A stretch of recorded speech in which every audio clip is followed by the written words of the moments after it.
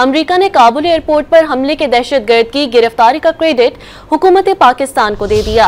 महकमा खारजा की तर्जुमान ने वाज़ेह किया कि ताउन पर हुकूमत पाकिस्तान के शुक्रगुजार हैं। प्रेस ब्रीफिंग के दौरान इंसदाद दहशतगर्दी को दोनों ममालिक का मुश्तरका मफाद करार दे दिया। The president announced the arrest ISIS-K operative and planner responsible for the deaths, as I mentioned earlier today, of the 13 brave American service members and over 160 Afghans at Abbey Gate, that he is now in custody. And we extend our gratitude to the government of Pakistan. We do, for their partnership in bringing Mohammed Sharifullah to justice.